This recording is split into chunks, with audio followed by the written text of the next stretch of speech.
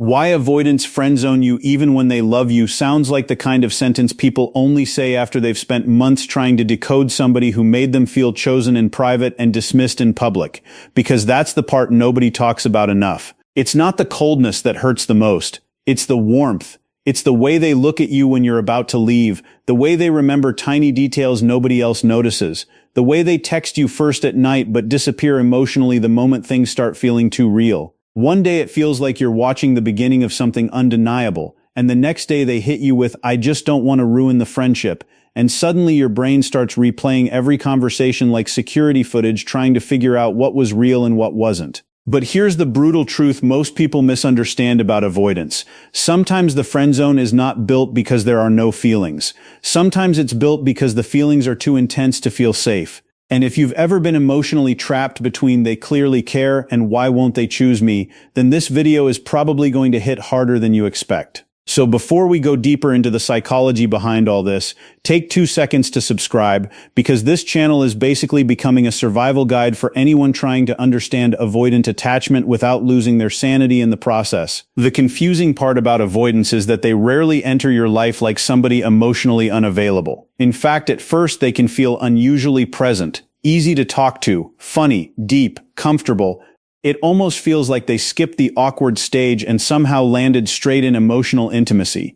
You start having conversations that feel too personal for just friends. Hours disappear without effort. They become part of your routine without even announcing themselves. They start sharing pieces of themselves slowly, carefully, but enough to make you feel trusted. And because human beings naturally associate emotional closeness with romantic progression, you assume the connection is moving somewhere. That's where the confusion begins. Because with avoidance, emotional closeness and romantic commitment are not automatically connected in their mind the way they are for most people. Someone can become emotionally important to them while still triggering fear the moment the relationship starts carrying romantic weight. So what happens? Their behavior says intimacy, but their words create distance. They flirt, then retreat. They rely on you emotionally, then remind you you're such a good friend. They create moments that feel romantic and then suddenly act strangely detached after those moments become too emotionally charged. And the reason this becomes so psychologically exhausting is because inconsistency creates obsession. The human brain can handle rejection easier than ambiguity, but avoidants often create a constant emotional gray area where you never fully know whether you're loved, wanted, or slowly being kept at arm's length. That uncertainty keeps people emotionally hooked far longer than clarity ever would. What many people fail to realize is that friendship feels safer to avoidance than romance does. Friendship has space in it. Friendship feels lower pressure. Friendship allows emotional connection without the terrifying expectations that come with commitment. The second something becomes officially romantic, avoidants subconsciously start feeling responsibilities they don't know how to carry. Now there are expectations for consistency, vulnerability, reassurance, future planning, emotional availability. And for someone wired to associate closeness with pressure or loss of freedom, romance can start feeling emotionally claustrophobic even when the feelings are genuine. That's why an avoidant can spend months emotionally attached to someone while still resisting labels. It's not always manipulation in the calculated sense people imagine. A lot of the time it's emotional self-protection operating in the background without conscious awareness.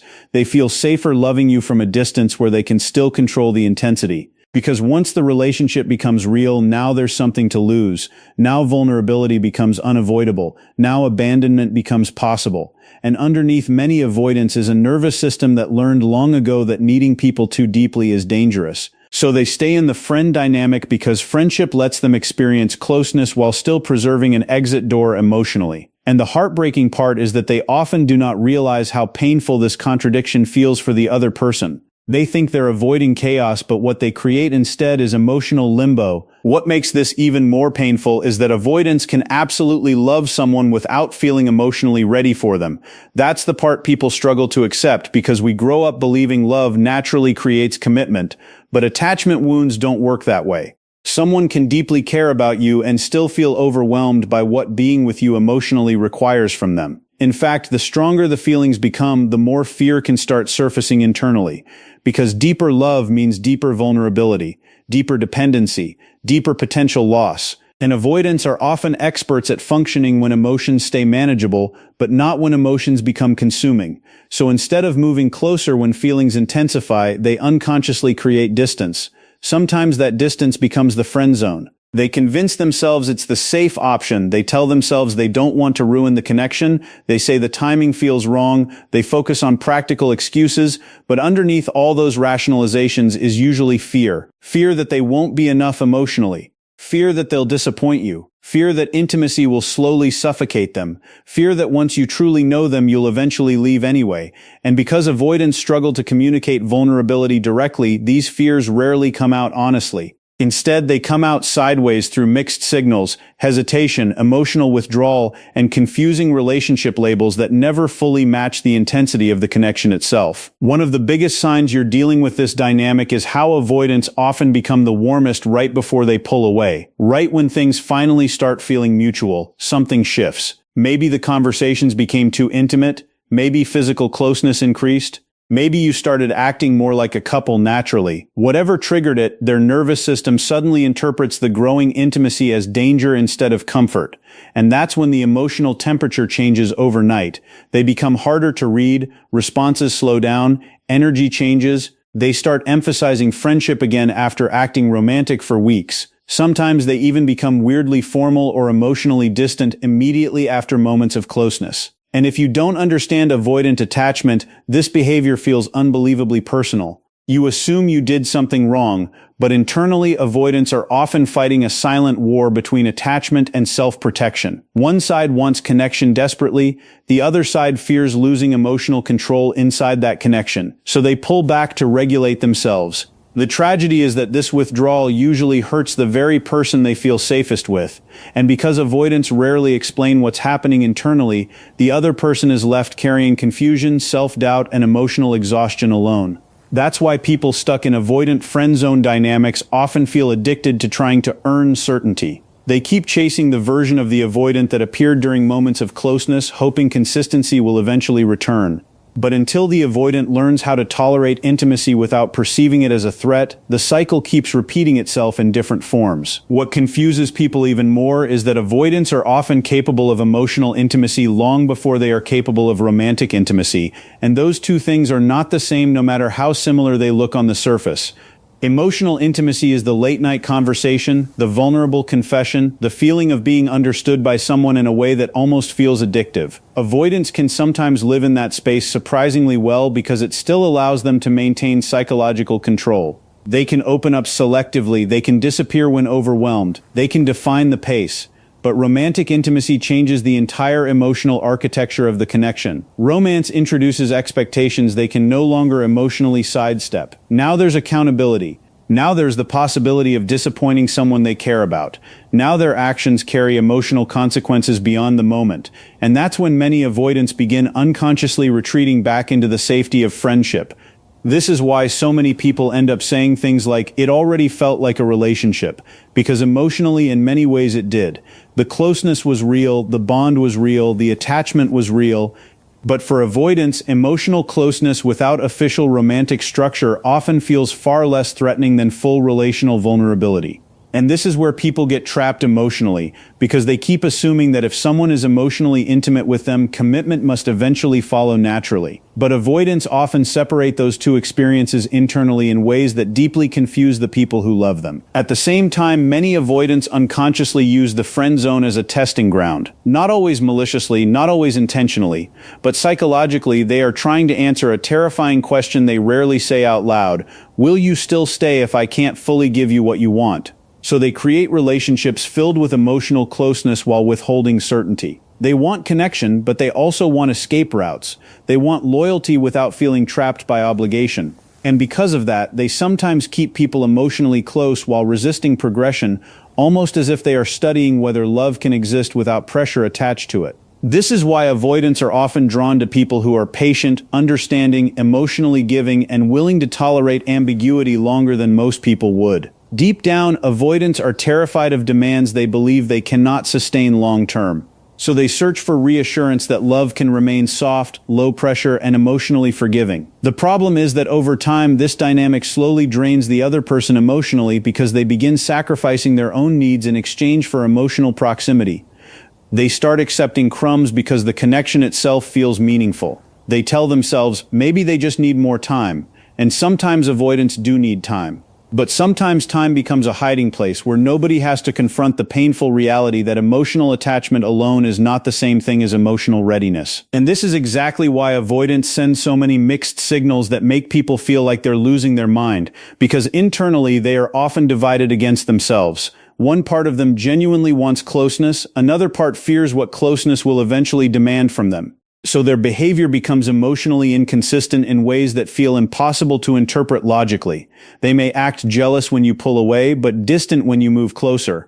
They may initiate intimacy, then suddenly go cold afterward. They may speak emotionally like a partner one week and emotionally detached the next. Sometimes they'll even subtly treat you like their person without ever publicly claiming the relationship. They'll prioritize you emotionally, rely on you privately, seek comfort from you during vulnerable moments, yet panic the second the connection starts carrying permanence. And for the person receiving these signals, this creates an emotional addiction cycle because inconsistency intensifies emotional fixation. Your brain keeps searching for patterns, trying to decode which version of them is the real one. Was the warmth real? Was the distance real?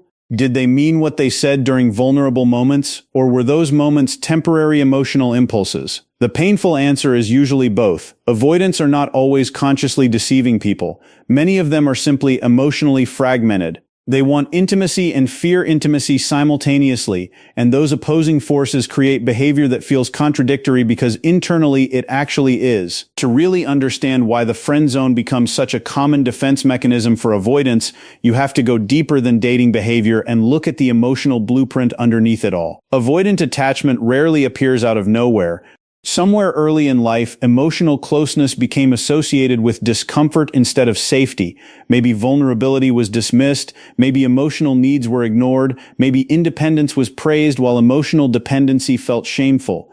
Maybe love existed but consistency didn't. Whatever the source, the avoidant nervous system adapts by learning one central survival rule: stay emotionally self-contained. Don't need too much. Don't rely too deeply. Don't become emotionally exposed enough to get hurt. And that rule follows them into adulthood even when they desperately crave connection underneath it. That's the tragedy people often miss. Avoidants are not emotionless. Many of them feel things intensely, but they learn to manage those emotions through distance, suppression, intellectualization, or emotional withdrawal. So when somebody enters their life and begins breaking through those defenses naturally, it creates both attraction and fear at the exact same time. The closer someone gets to seeing the real them, the more emotionally vulnerable they feel. And because vulnerability once felt unsafe, their instinct becomes preserving distance before dependence fully forms. The friend zone, in many cases, becomes an emotional compromise between attachment and protection. Close enough to feel connected, distant enough to avoid complete exposure. And ironically, avoidants often romanticize people far more intensely when distance exists between them. Distance allows fantasy to survive. It allows feelings to remain emotionally controlled instead of emotionally lived. This is why some avoidants seem deeply emotionally invested when things are uncertain, unavailable, or undefined, but begin emotionally short-circuiting once real commitment becomes possible. Fantasy feels safer than reality because fantasy doesn't demand sustained vulnerability. In fantasy, they can love without risking engulfment. They can imagine closeness without navigating the actual emotional responsibilities that come with maintaining it. This is why some avoidants appear almost more loving after separation, during periods of distance, or when they believe they might lose someone. Suddenly, the emotional pressure disappears and the feelings rush back to the surface. They miss you intensely once space exists again because distance regulates the fear that intimacy activated. And for the person caught inside this cycle, this can feel devastatingly confusing because it creates the illusion that love only appears when you stop reaching for it. One moment they seem emotionally detached, and the next they are nostalgic, affectionate, emotionally expressive, almost like the walls vanished overnight. But what's really happening is that emotional distance temporarily restores their sense of safety, allowing feelings they previously suppressed to become accessible again. And unless avoidants learn how to experience intimacy without associating it with emotional danger, they often remain trapped in this cycle of wanting closeness most when it feels just slightly out of reach. That's why avoidants will sometimes treat you like a partner in every way except the one way that would actually give you emotional security. They'll check on you every day. They'll notice when your energy changes before anyone else does. They'll emotionally rely on you during hard moments, seek comfort from your presence, and slowly make you part of their inner world in ways that feel deeply intimate. Sometimes they'll even become emotionally exclusive without directly admitting it. The idea of you pulling away unsettles them. The idea of you giving your attention to someone else quietly bothers them, and yet somehow, despite all of this emotional closeness, they still hesitate to fully define what you are to them. This contradiction destroys people emotionally because it creates the feeling of being deeply chosen and deeply rejected at the same time. You start wondering how someone can act like you matter so much while refusing to move the relationship forward. But for avoidants, labels are not just labels. Labels symbolize permanence. They symbolize emotional exposure. Once something becomes official, there's no more hiding behind ambiguity. Now they can fail you. Now they can disappoint you. Now they can lose you in a way that would truly hurt. So instead of moving toward clarity, they often stay suspended in emotional in-between spaces where intimacy exists but certainty does not. And the longer this continues, the more painful it becomes for the other person because human beings are not built to live indefinitely inside emotional almosts. At the center of all this is a fear most avoidants rarely admit even to themselves. The fear of being fully seen, not admired, not desired, seen. Because being truly known means someone eventually noticing the parts of them they work hardest to hide, the emotional needs they pretend not to have, the insecurity beneath the independence, the fear beneath the detachment, the loneliness beneath the self-sufficiency. Romance has a way of exposing all of that. Friendship allows a certain level of emotional control, but romantic love demands deeper visibility over time. It reveals attachment wounds. It reveals coping mechanisms. It reveals emotional limitations. And avoidants often carry a silent belief that if someone gets too close, eventually they will either feel trapped or abandoned. So paradoxically, the closer they feel emotionally connected to someone, the more vulnerable and unsafe they can start feeling internally. That's why avoidants sometimes sabotage the exact connections they secretly value most. Not because the feelings are weak, but because the feelings become emotionally destabilizing. And this is the part many people misunderstand completely. The avoidant who friendzones you while acting deeply attached may actually be more emotionally affected by you than the avoidant who openly commits easily to casual relationships, because casual connections do not threaten their emotional defenses in the same way. Real emotional intimacy does.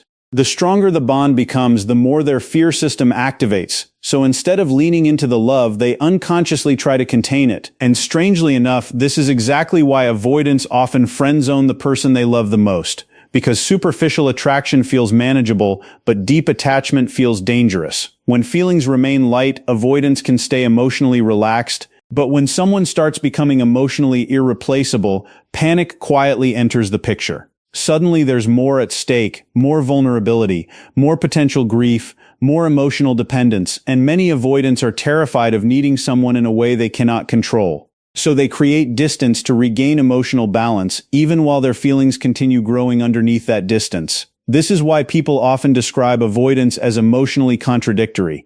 They may pull away after intimacy instead of moving closer. They may deny feelings while behaving emotionally attached. They may insist on friendship while clearly struggling to emotionally detach from you themselves.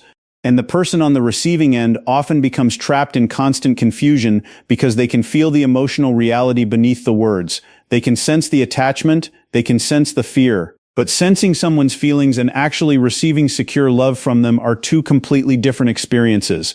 And that realization is devastating because it forces you to confront something painful. Love alone does not automatically create emotional capacity. Someone can feel deeply for you and still lack the ability to sustain healthy closeness consistently. That's one of the hardest truths people learn in avoidant dynamics because it challenges the fantasy that strong feelings always overcome fear. Sometimes fear wins for years. Timing also plays a much bigger role in these dynamics than people want to admit. Sometimes avoidants genuinely meet the right person while still operating from an emotionally unhealed nervous system. They may care deeply, but internally they are still wired for self-protection more than emotional openness. And until someone becomes consciously aware of their avoidant patterns, they often repeat the same cycle automatically. Closeness feels good at first, attachment grows, vulnerability increases, fear activates, distance follows. Then once space returns, the emotional connection becomes easier to access again. It's a cycle that repeats because the underlying wound never gets addressed directly. And unfortunately, no amount of patience, love, reassurance, or emotional sacrifice from another person can heal attachment wounds for someone unwilling to confront them internally themselves. That's another painful reality people eventually face in these connections. They keep thinking if they just become safer, softer, easier, more understanding, less demanding, then eventually the avoidant will stop pulling away. But avoidant fear is often not about the other person being unsafe. It's about intimacy itself activating unresolved emotional conditioning. And unless the avoidant starts recognizing how deeply fear controls their relationship behavior, the friend zone becomes a psychological shelter where they can experience partial closeness without fully confronting their vulnerability. So instead, many avoidants start building internal narratives that justify staying emotionally halfway connected. They tell themselves the friendship matters too much to risk changing it. They convince themselves relationships only complicate things. Sometimes they even persuade themselves they are protecting the other person by refusing commitment. They'll think things like, they deserve someone more emotionally available, or I don't want to hurt them, while continuing to maintain emotionally intimate contact that keeps the attachment alive anyway. And what's tragic is that these rationalizations often contain pieces of truth mixed with emotional avoidance, because deep down many avoidants already sense they struggle with intimacy. They know consistency feels difficult. They know closeness overwhelms them eventually. But instead of confronting those fears directly, they intellectualize them into reasons why staying undefined is somehow the wiser option. Meanwhile, the other person keeps emotionally investing, hoping the connection will eventually evolve naturally. This creates one of the most emotionally painful relationship experiences possible, being loved in ways that are real enough to keep your hope alive, but restricted in ways that prevent the relationship from ever fully becoming secure. And over time, that emotional ambiguity slowly begins eroding the other person's sense of self-worth because uncertainty stretches the nervous system far beyond what the human heart was designed to carry comfortably. And then something strange happens the moment you finally get tired, the moment you stop chasing clarity, the moment your energy shifts from how do I make this work to I can't keep living like this anymore. That's often when avoidants suddenly move closer again. Not always consciously, not always manipulatively, but because underneath the fear of closeness there is very often another fear hiding quietly beneath it, the fear of abandonment. People misunderstand avoidants as individuals who never care whether someone leaves, but many avoidants become deeply destabilized when emotional distance becomes real instead of theoretical. As long as they believe the connection remains available, they can maintain space comfortably. But once they sense your emotional detachment becoming genuine, panic can quietly replace avoidance. Suddenly they become more affectionate, more emotionally present, more nostalgic. They reach out unexpectedly. They revisit old memories. They act warmer than they have in months. And for the person who has been starving emotionally inside the connection, this creates a devastating emotional reset because hope returns instantly. You start thinking maybe this time things are finally changing. Maybe they finally realized how much you matter. But what's often happening internally is that distance restored the avoidant's sense of emotional safety again. The pressure disappeared once you emotionally let go, allowing their attachment feelings to resurface more freely. This creates the heartbreaking push-pull cycle so many people get trapped inside for years. Closeness triggers fear, distance triggers longing, reunion creates relief, intimacy returns, fear activates again. And unless somebody consciously breaks the pattern, the relationship becomes emotionally exhausting for both people involved. What often gets overlooked in these conversations is the emotional cost carried by the person being friend-zoned by an avoidant. Because over time, this dynamic slowly changes you psychologically. You begin overanalyzing everything. Tiny shifts in tone start affecting your mood for entire days. You become hyper-aware of emotional inconsistency. You replay conversations constantly trying to understand where you stand. And one of the most painful parts is that you rarely feel allowed to express the full depth of your hurt because technically, the relationship was never clearly defined. That ambiguity traps people emotionally. You grieve something that never fully existed while simultaneously knowing the emotional connection felt incredibly real. You start questioning your instincts because their behavior says intimacy while their words deny it. And eventually, many people begin abandoning their own emotional needs just to preserve the connection. They accept uncertainty they would never tolerate elsewhere because the emotional bond itself feels irreplaceable. They tell themselves love requires patience, understanding, sacrifice. But there's a difference between healthy patience and emotional self-erasure.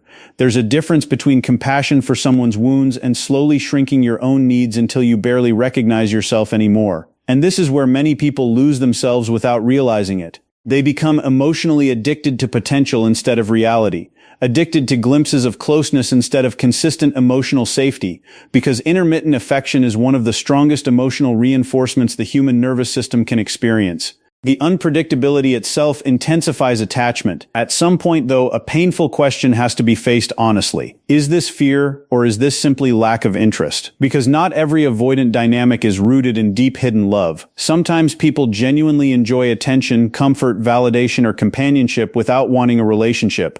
And differentiating those situations matters deeply for your emotional well-being. The difference usually reveals itself not through words but through emotional investment patterns over time. Avoidants who genuinely love someone often struggle visibly with the connection itself. Their inconsistency comes with emotional tension. There's emotional conflict in them. They move toward you and away from you repeatedly because attachment activates both desire and fear simultaneously. They may show jealousy, emotional dependence, protectiveness, vulnerability leaks, or difficulty fully letting go even while resisting commitment. The connection emotionally affects them, but when genuine emotional investment is absent, the dynamic feels far more emotionally one-sided over time. There's little real vulnerability from them, little emotional risk-taking, little evidence that losing you truly destabilizes them internally. And this distinction matters because people stuck in avoidant situations often cling to breadcrumbs searching for proof of hidden feelings while ignoring the larger emotional reality of what they are consistently receiving. Someone loving you internally does not automatically create a healthy relationship externally. That's one of the hardest lessons in all of this. You can understand someone's psychology completely and still remain emotionally unfulfilled inside the relationship itself. The truth is that avoidance absolutely can move beyond the friendzone dynamic, but only when self-awareness begins replacing self-protection. Not through pressure, not through chasing, not through proving your worth harder. Real change only starts when avoidants recognize that their fear of intimacy is shaping their choices more than reality itself. Because until then, every close relationship eventually starts feeling emotionally threatening no matter how safe the other person is. Healing requires them to tolerate vulnerability instead of escaping it, to communicate fear instead of disguising it through distance, to understand that needing people does not equal weakness, to stop confusing emotional safety with emotional isolation. And that process takes enormous emotional honesty because avoidants often built their entire identity around self-sufficiency. Admitting they fear closeness means confronting wounds they've spent years outrunning internally. Some people do that work. Some people learn secure attachment slowly over time. Some finally realize that the constant need for emotional distance has cost them relationships they genuinely valued. But others remain trapped in the same cycle indefinitely because avoidance protects them from immediate vulnerability even while creating long-term loneliness. And no matter how deeply you love someone, you cannot heal patterns they are still committed to protecting. Which leads to the final truth most people resist accepting for far too long. Sometimes avoidance friendzone people not because the love is small, but because the love feels overwhelming. And understanding that can bring both comfort and heartbreak at the same time. Comfort because it validates that the connection may have been emotionally real all along. Heartbreak because real feelings are not always enough to build a real relationship. Someone can genuinely love you and still be unable to choose you fully. Someone can care deeply while remaining emotionally unavailable. Someone can miss you, think about you constantly, feel safest with you emotionally, and still lack the capacity to sustain healthy closeness consistently. And that realization changes everything because eventually you stop asking, did they love me? And start asking the more important question, could they love me in a way that allowed me to feel emotionally secure too? Because love that leaves you chronically anxious, emotionally confused, and psychologically exhausted eventually stops feeling like love no matter how deep the feelings underneath it are. The hardest part of avoidant dynamics is that they often force people to choose between emotional intensity and emotional peace. And for a long time, many people keep choosing intensity because intensity feels meaningful. But healing begins when you realize that real love is not supposed to feel like constantly trying to decode whether you matter. Real love eventually creates clarity, safety, stability, presence, not just longing, not just chemistry. Not just emotional almosts that keep your heart suspended between hope and grief at the exact same time.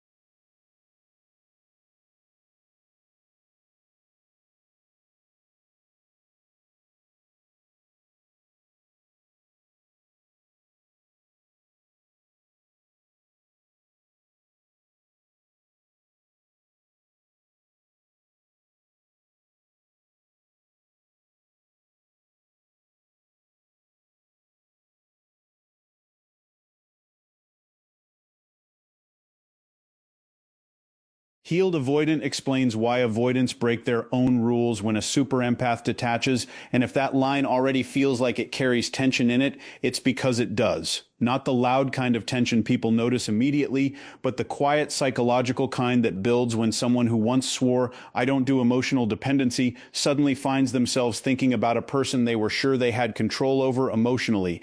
There's something unsettling about it, because avoidants don't just make decisions randomly, they build internal systems, rules that feel almost like law inside their own minds. Rules like keeping distance even when they care. Rules like not over-engaging even when curiosity is there. Rules like staying in control of emotional exposure at all times, and then something happens that makes all of that collapse in a way they don't fully understand. Not because the rules were weak, but because something in the dynamic changes shape when the super empath stops doing the one thing that was quietly holding the entire emotional structure in place. Pursuit.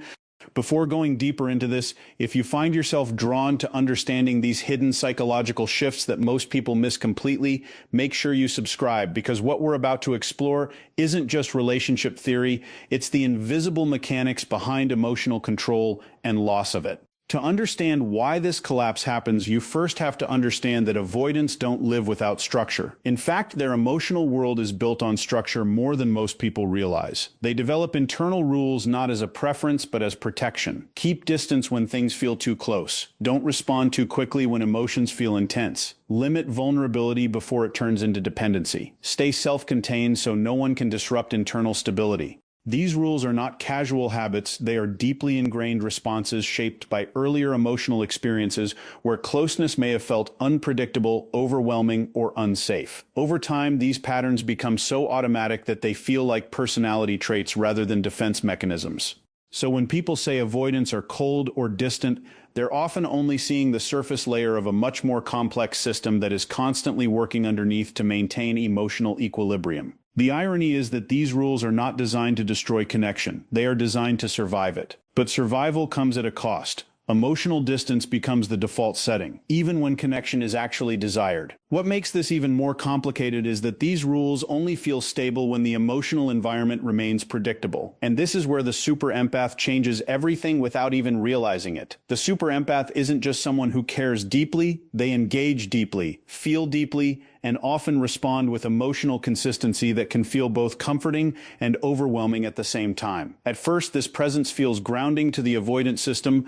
There is attention, availability, emotional openness. The dynamic forms a kind of controlled balance. One person gives energy, the other manages distance. And as long as this structure holds, the avoidant feels relatively in control. They can step forward, step back, regulate intensity, and maintain the internal illusion that nothing is overwhelming their emotional autonomy. But beneath that surface stability, something else is quietly forming. Because consistent emotional availability doesn't just create comfort, it also creates expectation. And expectation in the avoidant system slowly starts to feel like pressure, even when no pressure is intentionally applied. That's where the first crack begins forming, and it rarely looks dramatic from the outside. It doesn't start with conflict or rejection, it starts with subtle internal discomfort that is hard to explain even to themselves. Moments where engagement starts to feel heavier than usual. Moments where responding feels slightly more effortful.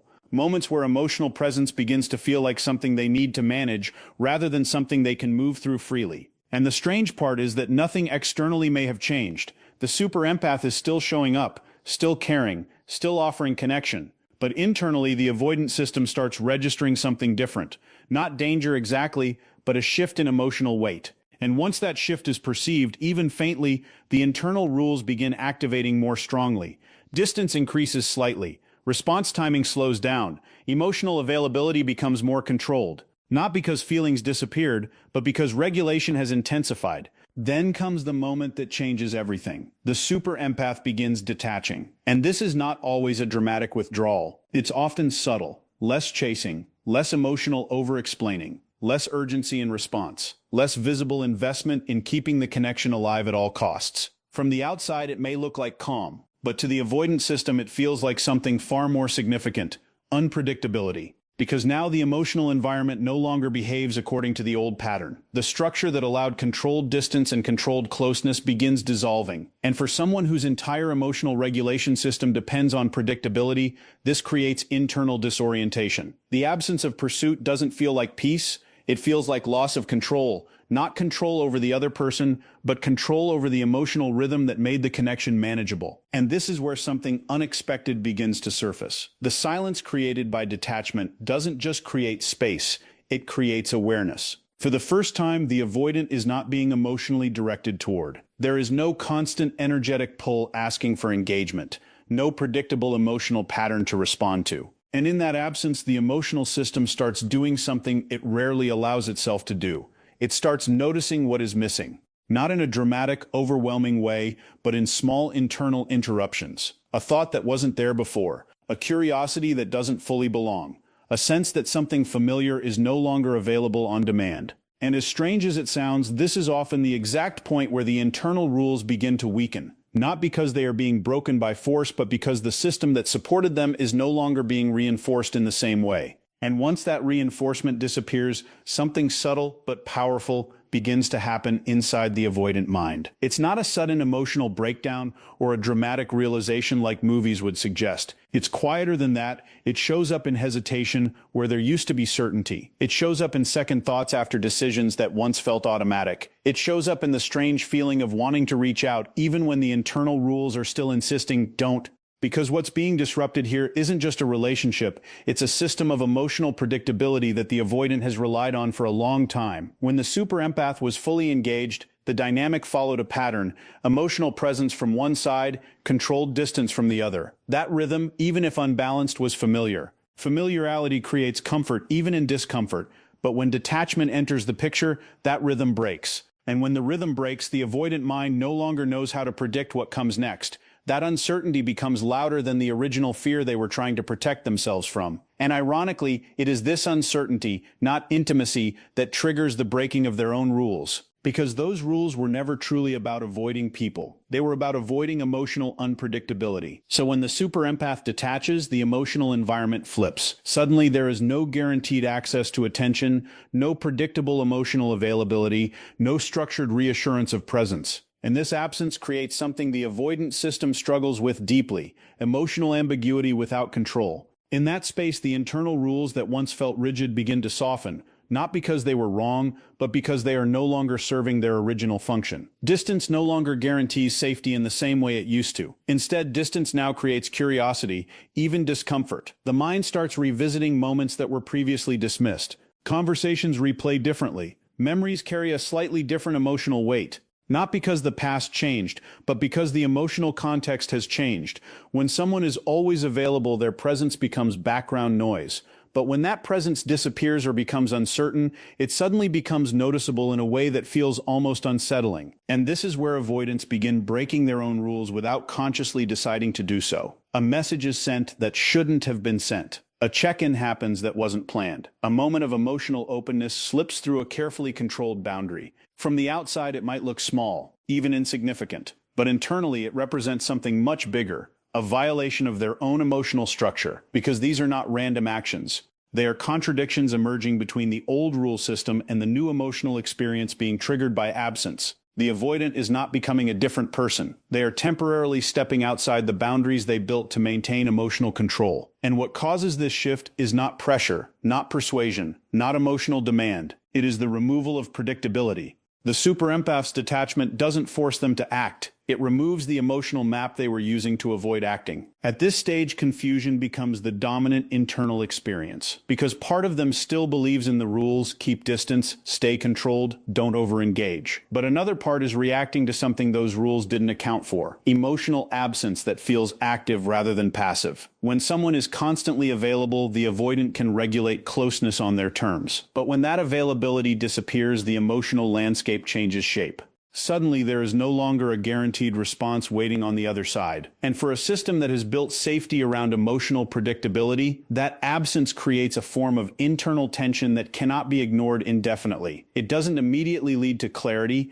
Instead, it leads to contradiction. Wanting contact while resisting it, thinking about reaching out while trying to maintain distance, feeling curiosity while insisting on detachment. This internal conflict is precisely what causes the rule-breaking behavior that seems so confusing from the outside. And here is the part most people misunderstand. It is not the super empath's emotional intensity that breaks the avoidance rules. It is their withdrawal from that intensity. While consistent emotional availability can activate avoidance patterns, consistent absence of that availability activates something entirely different. Awareness of loss. Not loss in a dramatic sense, but loss of access, loss of predictability, loss of emotional certainty. The avoidance system is built to manage closeness by controlling distance. But when distance becomes the only option available, control starts to feel like it is slipping. And when control slips, the internal system begins testing its own boundaries to restore equilibrium. That testing is what appears externally as inconsistency or sudden re-engagement. What makes this moment even more psychologically complex is that avoidants rarely interpret their own behavior accurately in real time. When they break their own rules, they don't immediately label it as emotional shift or attachment response. Instead, they often rationalize it. They might tell themselves it's curiosity, or closure, or timing, or coincidence. But beneath those explanations, something deeper is happening. The emotional system that was designed to prevent dependency is briefly becoming exposed to the very dependency it was trying to avoid. Not through pursuit, but through absence. Because absence, when paired with prior emotional connection, creates a different kind of pull. One that is harder to control precisely because it is not being actively resisted by another person anymore. There is no pressure to push against, only silence that begins to echo louder than expected. And as that silence continues, the internal rules don't fully disappear, but they lose their rigidity. They bend, they soften, they get temporarily overridden by emotional impulse. This is why avoidance can appear inconsistent during these phases, because what you are seeing is not a stable change in personality, but a temporary collapse of the emotional structure they normally rely on to regulate connection. And what triggered that collapse was not pressure, not chasing, not confrontation, but detachment that removed predictability from the system entirely. And when that internal structure collapses, even temporarily, what follows is something the avoidant rarely has language for. Because they are not used to observing themselves in moments where their own rules stop feeling absolute. From the outside, it may look like simple inconsistency, reaching out one moment, withdrawing the next, but internally it feels more like standing in unfamiliar emotional terrain without a map. The same person who once felt safest in control now finds themselves reacting to something they didn't anticipate, the emotional weight of absence that feels different from the comfort of distance. Distance used to feel like protection. Now it feels like uncertainty. And that shift alone is enough to create motion where there was previously stillness. Not because they have suddenly become more attached in a conscious, stable way, but because their internal system is trying to re-establish equilibrium. The rules that once kept emotional engagement at a manageable level are no longer working in the same way, so the mind begins experimenting. A message here, a check there, a moment of checking in that doesn't fully align with their usual behavior. Each action is less about strategy and more about regulation, an attempt to understand what has changed without fully acknowledging that something meaningful has. This is where the illusion of control begins to crack in a deeper way. Avoidants often believe they are managing connection through deliberate emotional pacing, deciding when to engage, when to withdraw, when to maintain distance. But when the super empath detaches, that sense of control shifts subtly. Suddenly, engagement is no longer guaranteed on demand. The emotional environment is no longer predictable. And without predictability, the internal system that relies on control begins to destabilize. What was once a carefully balanced rhythm becomes something unpredictable and unstructured. And in that unstructured space, the avoidant mind begins doing something it normally resists. It starts prioritizing feeling over rule. Not consciously, not permanently, but in fleeting moments where emotion overrides structure. That is why they can find themselves reaching out without fully understanding why, or revisiting the connection mentally in ways they had previously shut down. It is not a conscious decision to abandon their rules. It is a temporary suspension of them under emotional recalibration. At the same time, something equally important is happening on the other side of the dynamic. The super empath's detachment is not loud, not reactive, not designed to provoke. It is grounded. And that groundedness is precisely what makes it so disruptive. Because the avoidant system is used to emotional energy that responds to their movement, chasing when they withdraw, intensifying when they pull back, re-engaging when they become distant. But detachment removes that feedback loop entirely. There is no emotional escalation to regulate against, no pursuit to push away, no intensity to manage, just space. And in that space, the avoidant is left alone with the emotional imprint of the connection itself. This is where memory begins behaving differently. not as nostalgia but as active emotional data. Moments that once felt neutral begin carrying weight. Conversations that were previously dismissed begin resurfacing with new meaning. And the absence of ongoing emotional interaction forces the mind to process what was previously being regulated externally by the dynamic itself. This is also where avoidants begin experiencing something they rarely name directly: emotional echo. It is not the presence of the person that triggers them anymore. It is the absence of the pattern they were used to. The predictability of emotional access is gone, and what remains is a lingering sense of unfinished emotional processing. That is why they may return not with clarity, but with confusion, not with resolution, but with curiosity. And from the outside, this can look like contradiction. Why reach out if distance was the goal? Why re-engage if space was what they wanted? But internally, the answer is not contradiction, it is recalibration. The system is trying to understand whether the emotional connection still exists in a form that feels manageable now that the old structure has dissolved. And in that process, the avoidant may temporarily act against their own previous rules, not because they have changed those rules permanently, but because the emotional environment no longer supports them in the same way. What makes this even more complex is that these moments of re-engagement are often followed by withdrawal again. And this is where many people get confused and assume nothing has changed. But the truth is, something has changed. It is just unstable. The emotional system has not yet found a new equilibrium. So it oscillates: approach, retreat, curiosity, distance, engagement, silence. Not because the avoidant is playing a game, but because the internal regulation process is still active. They are testing emotional boundaries in real time without fully realizing they are doing it. And each time they move closer and then pull away again, they are gathering information about how the new dynamic feels compared to the old one. Whether connection still feels threatening, whether absence feels more uncomfortable than closeness used to, whether control still provides the same sense of safety it once did. And underneath all of this, something more subtle begins forming that often goes unnoticed until much later. Recognition of emotional significance. Not necessarily love in the traditional sense, not necessarily commitment, but recognition that the connection carried more emotional weight than their original rules accounted for. And this recognition is what slowly undermines the rigidity of those rules over time. Because rules built for emotional protection begin to lose authority when the emotional experience no longer fits within their original logic. The avoidant is no longer just responding to closeness or distance, they are responding to the emotional memory of what that connection felt like when it was still active and how different it feels now that it has changed form. This is why detachment does not force change, but it does reveal it. It removes the structure that was containing the emotional experience and exposes what remains underneath. And what remains is often more complicated than either side initially understood. Because once control is no longer anchored by predictable emotional feedback, both curiosity and emotional awareness begin operating more freely. And in that freedom, avoidants often encounter the very thing their rules were designed to avoid in the first place.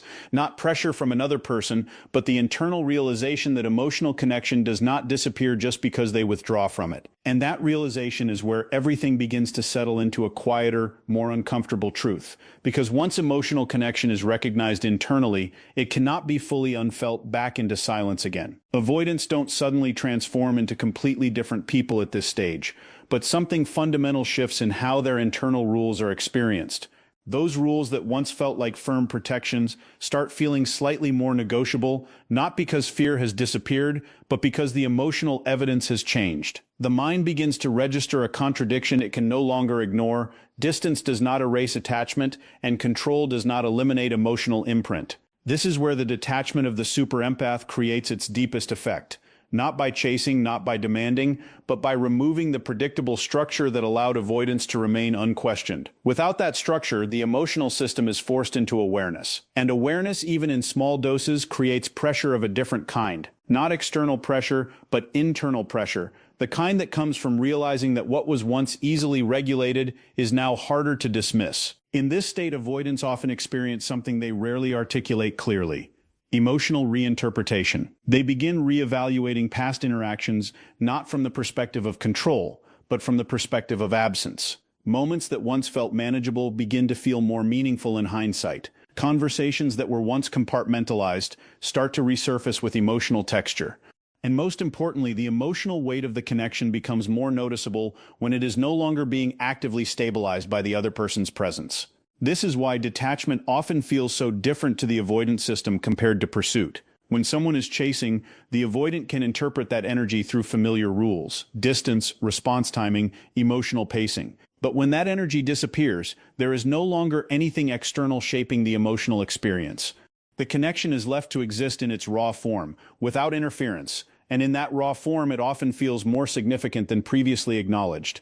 This is also where the internal conflict becomes more visible in behavior, even if it is not consciously recognized. The avoidant may find themselves checking in without a clear reason, revisiting communication threads they thought they had mentally closed, or feeling sudden impulses to reestablish contact that don't fully align with their usual emotional boundaries. And what makes this especially complex is that each of these actions can feel both intentional and unintentional at the same time. On one hand, there is still the presence of the old rules insisting on restraint, distance, and emotional self-protection. On the other hand, there is a growing emotional signal that no longer fully supports those rules in their original form. So instead of a clean break from the past system, what emerges is a layered experience. Old regulation patterns still active, but no longer fully dominant over emotional response. As this tension builds, avoidants begin to confront something they are not used to dealing with directly: emotional consequence without immediate cause. In other words, they feel the impact of absence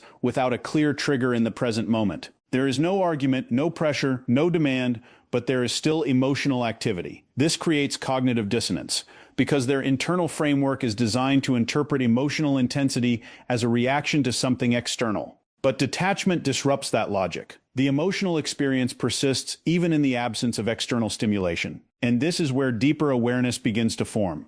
The mind starts connecting dots it previously separated. The absence of the empath is no longer neutral, it becomes part of the emotional landscape itself. What makes this stage particularly important is that it reveals a truth avoidants often spend years avoiding confronting directly. Emotional attachment does not require constant interaction to exist. It can persist in silence, it can grow in absence, it can resurface precisely when it is no longer being actively managed. And once that realization begins to take root, even subtly, it begins influencing behavior in ways that feel unplanned. The rules that once prioritized distance at all costs start encountering exceptions, not permanent changes, but moments where emotion overrides structure. A message sent that wasn't carefully planned, a response given that feels more open than intended, a hesitation before withdrawing again. These are not signs of full transformation, they are signs of internal recalibration. At the same time, the super empath's detachment continues to function as the stabilizing force that makes this recalibration possible. Because there is no return to old emotional patterns, no reactivation of pursuit dynamics, no restoration of predictable emotional access, the absence remains steady. And that steadiness is what prevents the avoidance system from slipping back into its previous equilibrium.